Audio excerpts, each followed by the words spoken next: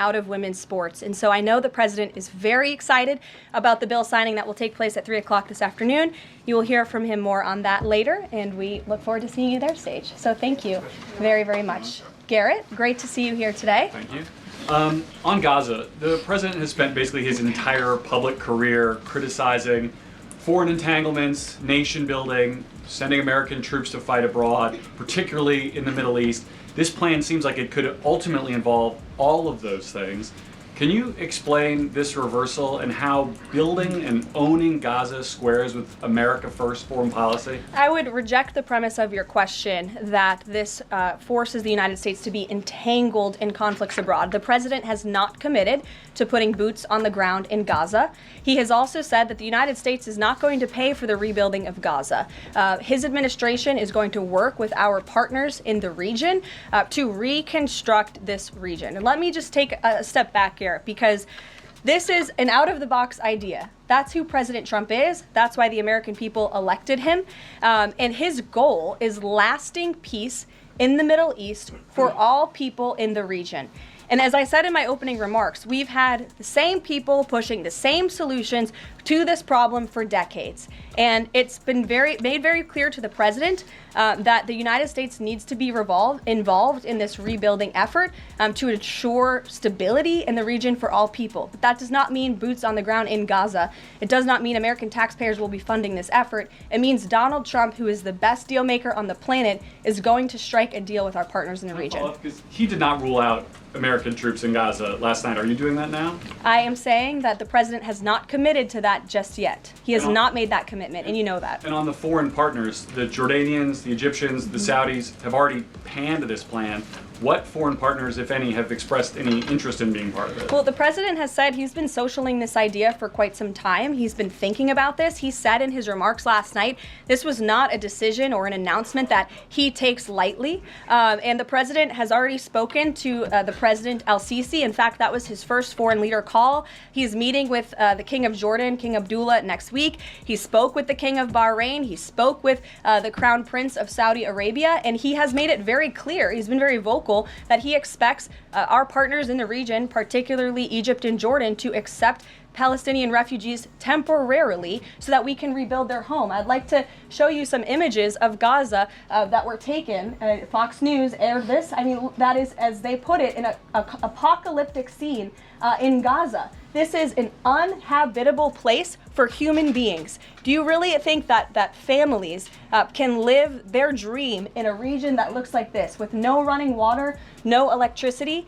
And the special envoy to the president, Steve Witkoff, recently traveled to Gaza, as you all know. And he came back with images that he showed the president of the dire situation here. And the president made this decision with a humanitarian heart for all people in the region. Peter. Thank you, Karoline. Are any officials here preparing to fight Democratic lawmakers in the streets? Absolutely not. So and thanks for the question. Some elected Democrats are so steamed about Doge. Congresswoman LaMonica McIver says we are at war. Ilhan Omar says we might actually see somebody get killed. And Chris Van Hollen says we have to fight this in the Congress. We have to fight this in the streets. So what now? And may I just point out, if you heard that type of violent, enticing rhetoric from our side of the aisle, from Republican leaders on Capitol Hill, I think there would be a lot more outrage in this room today. It's unacceptable, the comments that have been made by these Democrat leaders, and frankly, they don't even know what they're talking about. Because President Trump was elected with a mandate from the American people to make this government more efficient. He campaigned across this country with Elon Musk, vowing that Elon was going to head up the Department of Government Efficiency, and the two of them, with a great team around them, were going to look at the receipts of this federal government and ensure it's accountable to American taxpayers. That's all that is happening here. And for Democrat officials to incite violence and encourage Americans to take to the streets is incredibly alarming, and they should be held accountable for that rhetoric. It sounds like something that they're most concerned about is Doge engineers with access to Treasury systems. Can you clarify, do the Doge engineers have read-only access in these systems, so they are not allowed to write new code? No. They are not, okay. No. And then one more thing. NBC is reporting that some of the illegal immigrants that we've seen rounded up and arrested are not being deported. They're being released with ankle or wrist monitoring devices, or they have to check in on the phone. So is the administration arresting more people than you have room for? I have seen the reports, and I'm glad you brought it up because we want to address it. There have been a total of 461 illegal aliens. This is of this morning when I got this information from DHS that have been released from custody of the more than 8,000 that have been arrested since President Trump was inaugurated. It's less than 6%, and there are reasons for their release. Some of the factors include a lack of significant likelihood of removal in the foreseeable future, lack of detention availability, which is something this president and this administration has been incredibly vocal about. We are doing everything we can to deport and detain illegal immigrants, but we need Congress's help to increase funding for Border Patrol and for ICE to increase detention capability in our facilities. And then other serious medical conditions have also been the reasons for some of the release of these individuals. But none of them have final deportation orders. Many of them are probably contesting their immigration status. I'd refer you to DHS for more details, but I did get that information because I knew it would be a question, so thank you. Sure. Karoline? Yes. The president and you here again today have made clear, given the devastation, you think Palestinians have no choice but to leave Gaza and go elsewhere. But Palestinians say this is their home. They don't want to go. The president last night said he's willing to use the military if necessary. Is the U.S. prepared to remove Palestinians from Gaza by force? The president is prepared to rebuild Gaza for Palestinians and all people in the region, peace-loving people who want real economic development and opportunity in the region. This is a region that has been controlled by Iranian-backed terrorists, Hamas, who have brutalized not just Israelis but Palestinians too. It is because of Hamas that you see those images on that screen, that Gaza has become a demolition site because Hamas launched that brutal attack on Israel on October the 7th. And so again, I would stress, President Trump wants to ensure that this can be a place where all people can live in peace. He is a peacemaker in chief. He made that very clear in his first term. And as for how that will be accomplished, the president and his team are talking with our allies in the region to consider next steps. But should the American people be prepared to see U.S. military on the ground fighting a ground war against Hamas? Again, the president has not committed to U.S. troops in the region. But it is an option. I have said that the president has not committed to that yet. Sure. If I could just follow up on that, though, why not rule out the idea of committing U.S. troops? This has been a long-standing argument that the president has made really over the last decade or so, talking about endless wars and not something the U.S. wants. Why not rule out? Because I think the president is very good when he's making deals and negotiating not to rule out anything because he wants to preserve that leverage in negotiations. And so I think that's what he's doing here. If I Mary. could follow up on that, though, he also said that everyone loves this plan. He said that in the Oval Office this morning. Sure. In fact, the Deputy Prime Minister of Jordan called it a declaration of war on the Arab people. So how does he square the fact that even some Republicans on the Hill are objecting to this or questioning this? How does he square the fact saying everyone loves this plan? Well, King Abdullah of Jordan will be here next week, so I can provide you more context on the conversations he will have directly with the President of the United States after that meeting. And I would just point out that there's been a lot of leaders and officials all around the world who have doubted, I suppose, the deal-making ability of President Trump.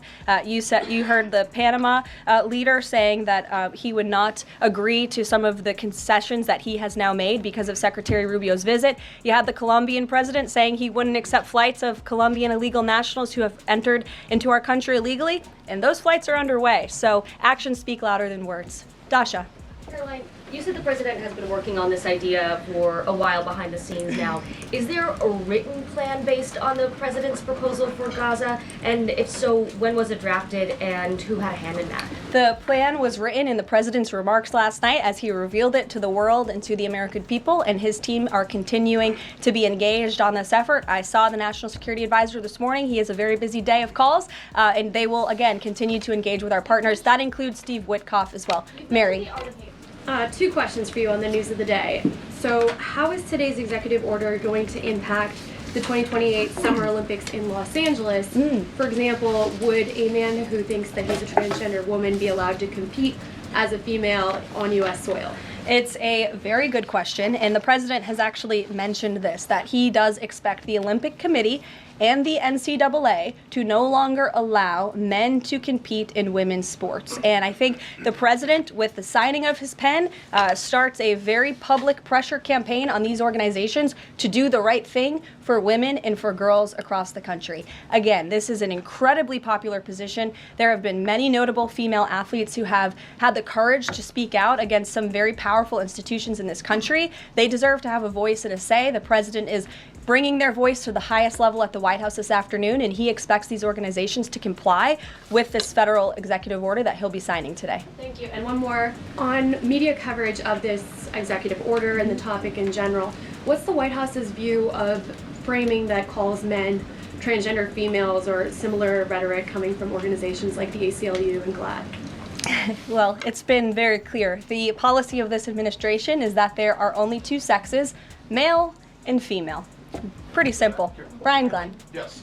USAID has gotten a lot of attention in the last couple of days with some of these bizarre things that we've been, taxpayers have been funding. Now it looks like there are a couple media outlets that have been dragged into this conversation as far as USAID funding as well. Does the president have any comment on that? So upon coming out here to the briefing room, I was made aware of the funding from USAID to media outlets, including Politico, who I know has a seat in this room. And I can confirm that the more than $8 million taxpayer dollars that have gone to essentially subsidizing subscriptions to Politico on the American taxpayers' dime will no longer be happening. The DOJ team is working on canceling those payments now.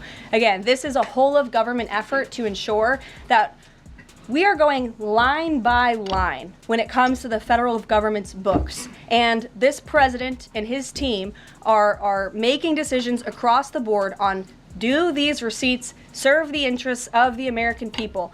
Is this a good use of the American taxpayers' money? If it is not, that funding will no longer be sent abroad, and American taxpayers will see significant savings because of that effort. Thank you. I'd like to give some love to the back row. I've heard that unfortunately they haven't been called on in